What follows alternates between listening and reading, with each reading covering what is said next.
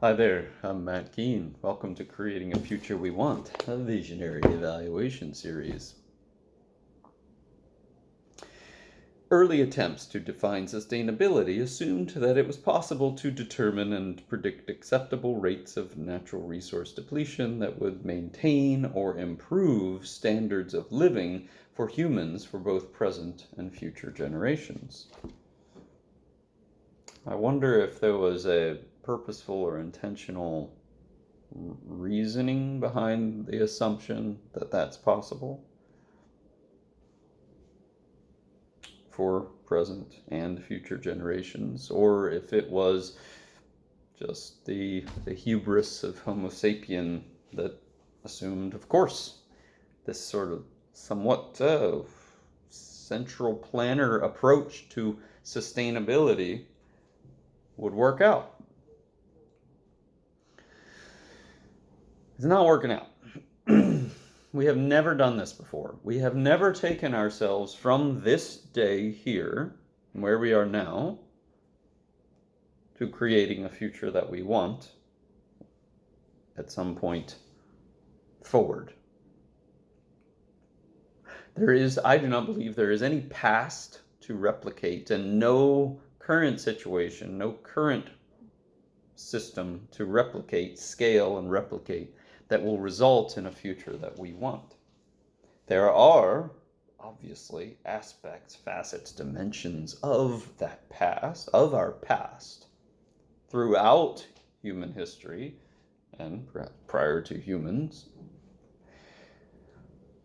that we should be looking to replicate, recreate, generate other things that we should leave behind, of course. There are aspects, facets of today that we should be looking to replicate, expand, generate for our future.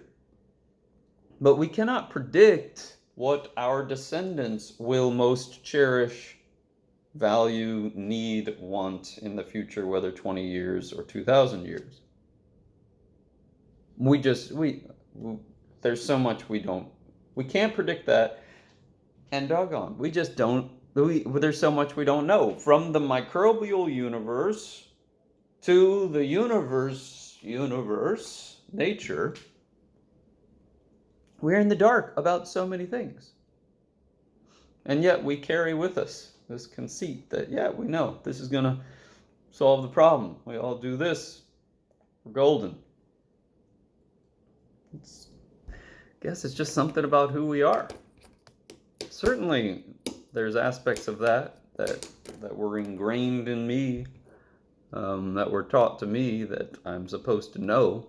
Not knowing is wrong, is bad. We can know that the dominant economic paradigm is a poor match for the world within which we have built it. We can know that we view nature as something to use, that it is something to exploit and extract value out of, and we can know we don't view nature as significant and valuable in and of itself, independent of our use of it, for the most part. We can know that we exploit and extract all value out of humans, from checking out these guns to now extraction, occupation and extraction of the cognitive territory. We can know that these things are happening. We can know that the industrial age has left us with governance systems and social systems that are top-down hierarchies that function like machines, that focus on notions of doing less harm versus doing more good. We can know these things, and we can talk about it too. We can know that nature is living and tangled, infinitely tangled, nuanced systems of relationships. We can know that we must be asking more questions, that we must embrace the humility and make it foundational to those questions and foundational to our iterative actions and inquiry. We can know that we must turn to and develop a deep praxis amidst this uncertainty and unpredictability about what this future is that we must create. A future that we want to be flourishing and thriving, generative, a future of renewal. We can know these things. I'm Matt Keene. Thanks for visiting Creating a Future We Want, a visionary evaluation series. What's your vision for a flourishing, thriving future?